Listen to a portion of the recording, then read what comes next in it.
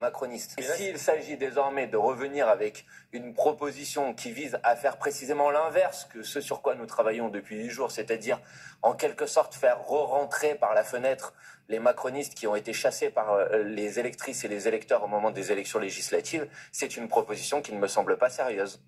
Éric Coquerel, bonjour. Bonjour. Merci d'être parvenu jusqu'à nous à Boulogne-Billancourt. Ça n'a pas été simple, apparemment. Paris, par les temps des JO, c'est pas très Oh là là, et il y en a pour quelques semaines, comme ça, en plus. Bon, alors écoutez, on vient d'entendre Monsieur Bompard qui a dit l'essentiel. Est-ce que vous voulez ajouter quelque chose à ce qu'il a dit en ce qui concerne cette affaire de Madame Toubiana? Non, deux éléments. Le premier, il y a quand même un point positif. C'est le fait que le Parti socialiste paraît être capable de renoncer à une candidature forcément du Parti socialiste et forcément d'Olivier Faure. Parce que jusqu'à maintenant, ça bloquait de ce point de vue-là. C'était Faure ou rien, ou c'était le PS ou rien. Bon, donc ça, c'est les trois autres formations n'étaient pas en accord pour beaucoup de raisons. On a cherché avec Mme Bello, je pense qu'on avait trouvé la solution idéale. Huguette Bello, je vous Huguette rappelle, Bello, la présidente de la région Réunion, Réunion, voilà, qui avait beaucoup d'avantages. Il y a eu un blocage du Parti socialiste que je regrette. Bon, maintenant, il y a cette proposition qui, je ne reviens pas sur ce qu'a dit M. Bompard.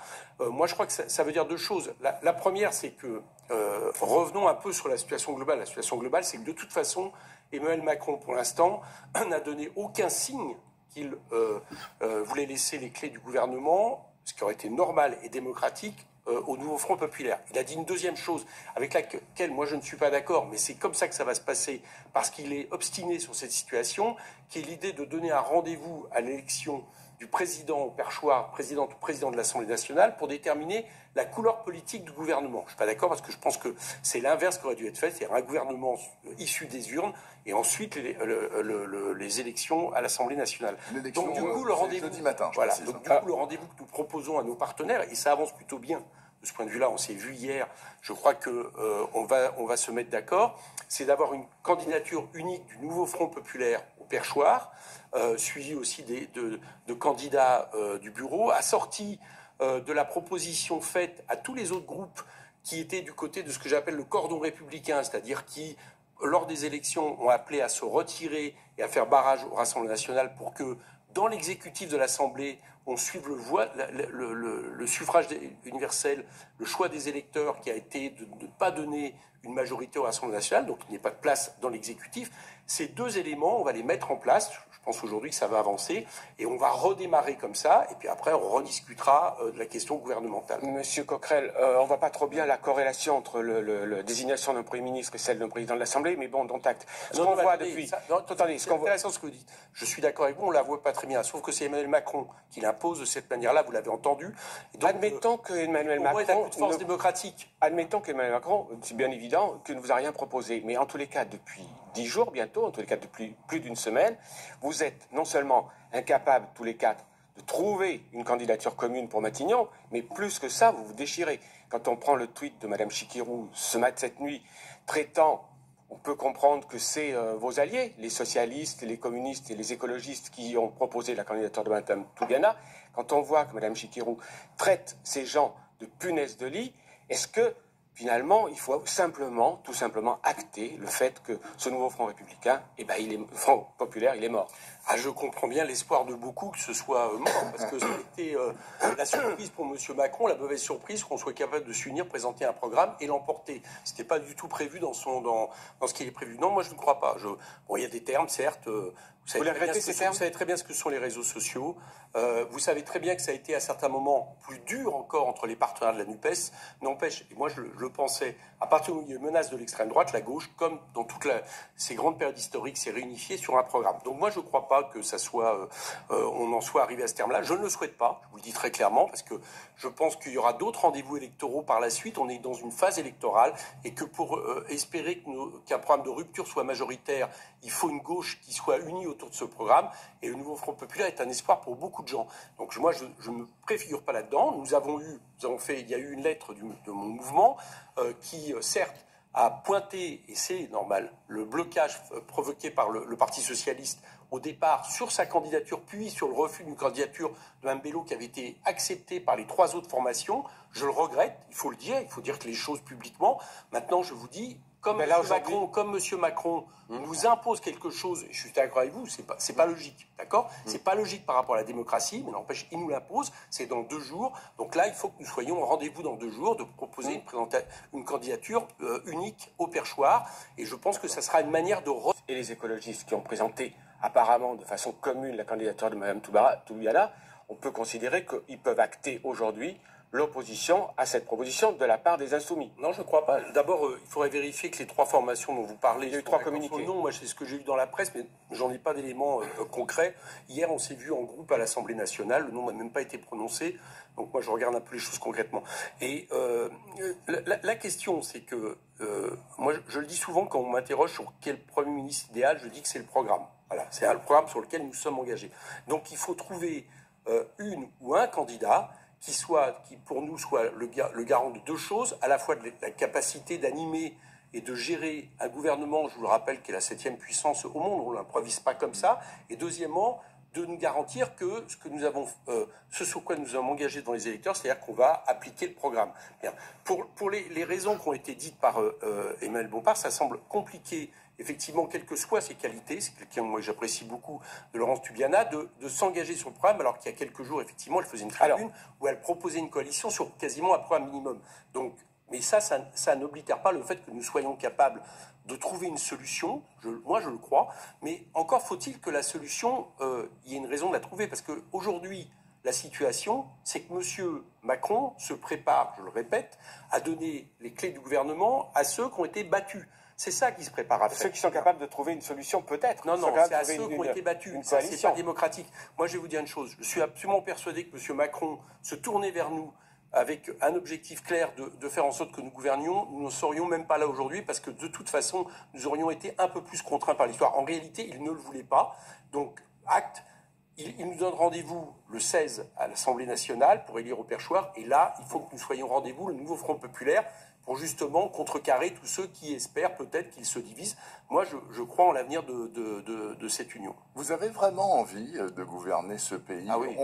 Écoutez, on peut se poser la question, pas forcément que vous d'ailleurs LFI, mais tout ce peuple du nouveau Front populaire, parce que comme on voit que vous n'arrivez pas à vous entendre, les esprits tordus que sont les journalistes se disent, bah voilà, ils veulent pas s'entendre parce qu'ils veulent pas du pouvoir, simplement. Ils veulent déjà sauter la case des 3 ans qui nous mènent jusqu'à la présidentielle, éventuellement la raccourcir au maximum pour raccourcir le mandat de M. Macron et passer à autre chose tout de suite. Non, c'est pas ça. C'est pas un bon raisonnement. Non, on souhaite gouverner, je vais vous dire pourquoi, parce que on a besoin d'appliquer notre programme pour le pays. Voilà. Moi, je vous parle sincèrement. Oui, non, mais allez-y. Ce programme est nécessaire, c'est-à-dire celui d'une relance de l'activité économique par l'augmentation des salaires, celui d'un investissement dans la bifurcation écologique, qui est quand même l'urgence absolue dans l'éducation, dans la santé. Il y a plein de gens qui attendent après ça. Donc si on peut le faire, on va le tenter. On sait qu'on est dans des conditions difficiles. On a une majorité relative, on a Emmanuel Macron qui, de toute façon,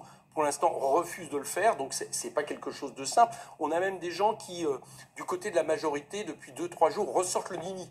C'est-à-dire disent ni Rassemblement national ni Insoumis, qui a banalisé le Rassemblement national, qui l'a fait progresser et qu'ils ont abandonné le temps d'une élection parce que de ce point de vue-là, ils ne se sont pas tournés vers nos électeurs qui leur ont permis d'être élus avec ce genre de propos.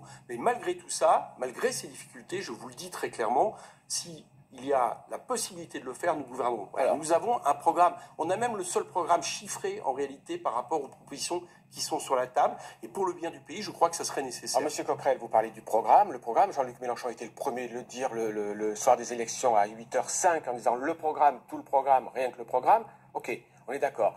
Vous l'avez dit aussi, c'est incontestable, vous avez 190 députés. Il vous manque 100 députés, une centaine de députés pour la majorité. Alors comment est-ce qu'on peut appliquer tout le programme, rien que le programme, avec 190 députés, sans avoir la possibilité d'ouvrir une porte de discussion avec les autres? Alors, ce que je crois, c'est que déjà, que veut dire tout le programme? Ça veut dire que ce programme, il a une cohérence du partage des richesses et de quelque chose d'inverse de ce qu'a fait M. Macron pendant 7 ans. C'est-à-dire on arrête de donner aux plus riches, on arrête de donner aux revenus du capital pour reprendre une partie de cette richesse et la redistribuer. C'est ça le programme globalement, avec d'autres mesures également de retour en arrière par rapport à des lois discriminatoires, racistes, etc., qui ont subi le pays.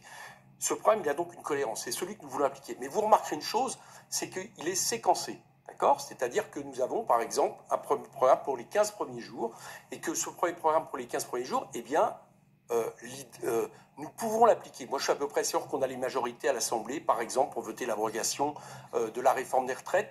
Avec le Rassemblement national, d'ailleurs. Si la Il n'en veut pas non plus. Hein. Mais oui, bien sûr. Et alors, d'accord. Ça reflète 75% des Français qui étaient contre. Je ne vais pas, moi, dire, bah non, pas de voix du Rassemblement national sur une mesure qui est une mesure de gauche. C'est pas tout à fait la même chose que de proposer une loi sur l'immigration qui reprend le programme du Rassemblement national, comme l'a fait la majorité, pour avoir les voix du Rassemblement national.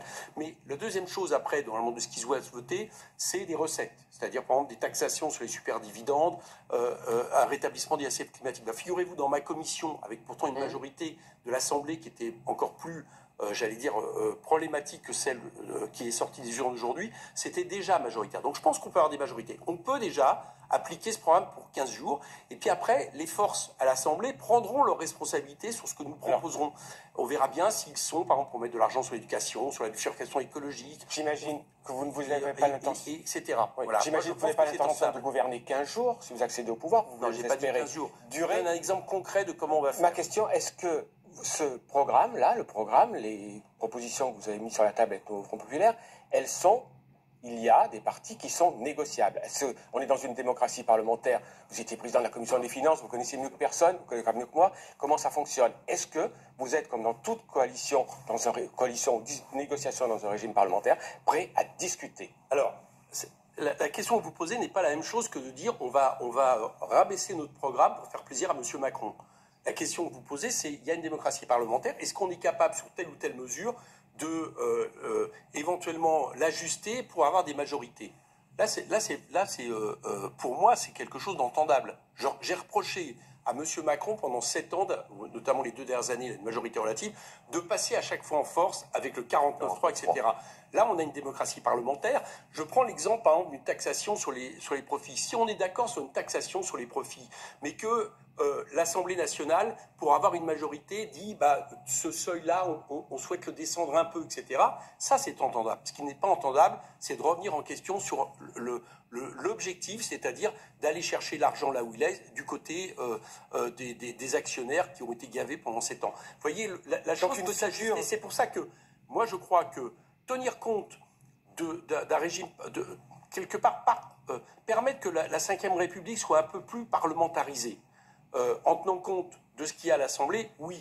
Remettre en question la logique de notre programme de rupture, non. Voilà, c'est entre les deux qu'on peut essayer de gouverner. Et puis si on nous fait tomber, ceux qui nous feront tomber prendront la responsabilité devant les Français de nous faire tomber, par exemple, je l'ai dit, parce que ils ne veulent pas taxer les plus riches, parce qu'ils ne veulent pas mettre l'argent pour l'éducation, parce qu'ils ne veulent pas augmenter les salaires, etc., etc. Et à ce moment-là, de toute façon, à un moment donné, on reviendra devant les urnes. Et chacun... Peut-être une dernière question, il nous reste 1 minute exactement. Olivier Faure, sur France Inter, il y a quelques minutes, a dit, à propos de Toubiana, que vous avez rejeté comme hypothèse Matignon, les insoumis ne peuvent s'imposer à tous les autres. Vous voyez ça dans les deux sens, peut-être C'est un peu exagéré, parce qu'il y a quelques jours, le Parti socialiste a imposé à tous les autres le fait de ne pas trouver la solution qui était, à mon avis, la solution idéale, Madame Bello.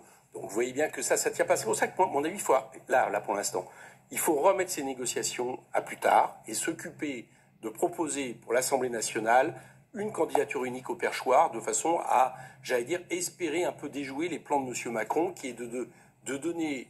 de former un gouvernement en fonction de l'élection du président de l'Assemblée nationale. On a peut-être une chance de le faire, c'est maintenant ce sur quoi, à mon avis, il faut se concentrer.